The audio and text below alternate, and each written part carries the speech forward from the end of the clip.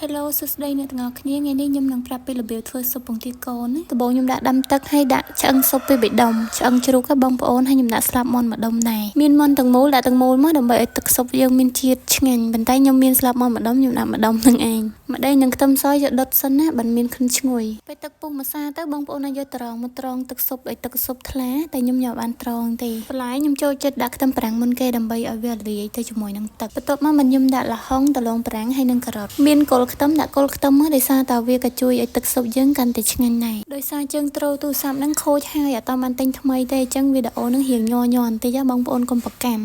ព្រោះយើងស្លដៃមួយចាហៀងហើយថតដៃមួយចាហៀងអញ្ចឹងវីដេអូខ្ញុំអត់ smooth ទេបងប្អូនសម្រាប់គ្រឿងផ្សំខ្ញុំដាក់ទឹកត្រីស្ករអំបិលប៊ីចេងបងប្អូនអាចដាក់តាមចំណូលចិត្តរៀងខ្លួនបានណាដោយសារតែខ្ញុំគឺអត់មានបានបញ្ជាក់ពីបរិមាណនេះម្ហូបនេះគឺធ្វើទៅតាមអីដែលមានទេបងប្អូនដូចថាយើងមានឆ្អឹងស៊ុបហើយមានស្លាប់មាន់ម្ដុំអញ្ចឹងយើងធ្វើស៊ុបហ្មងទៅមែនទៅបើយើងដាក់ថែមមាន់មួយទៀតមកទឹកស៊ុបយើងដឹងតែឈ្ងុយហ្មងបងប្អូនឆ្ងាញ់ជាតិហ្មងបើបានដាក់ប្រហិតនិងពោតទៀតកាន់តែល្អហើយប៉ុន្តែចាំលើកក្រោយចាំយើងដាក់ព្រោះអានេះយើងនិយាយថាទឹកស៊ុបបែបងាយៗអញ្ចឹងណាខ្ញុំដាក់បន្ថែមដុំស៊ុបខ្នុរមួយដុំដើម្បីឲ្យស៊ុបខ្ញុំកាន់តែមានរសជាតិឈ្ងុយឆ្ងាញ់ខ្មៅចេញពីម្ដេងហើយនឹងខ្ទឹមហ្នឹងយើងអាចដួសចេញបានណាតែចំណាយពពុះនៅក្នុងទឹកស៊ុបហ្នឹងយើងចង់ដួសក៏បានអត់ក៏បានដែរប៉ុន្តែខ្ញុំចង់ recommend ថាមិនបាច់ដួសចេញទេដោយសារពពុះទាំងអស់ហ្នឹងគឺជាសារធាតុប្រូតេអ៊ីនកាល់ស្យូមហើយនិង collagen ដែលយើងងាស់ចេញពីឆ្អឹងនិងសាច់បងប្អូនអញ្ចឹងវាល្អចំពោះសុខភាពយើងងាស់ឲ្យរៀងយូរបន្តិចឲ្យបន្លែរឹងហ្នឹងវាតុនអស់ទៅហើយចាំយើងដាក់បន្លែតុនដែលមានដូចជាស្ពៃចង្កឹះហើយនិងផ្សិតម្ជុល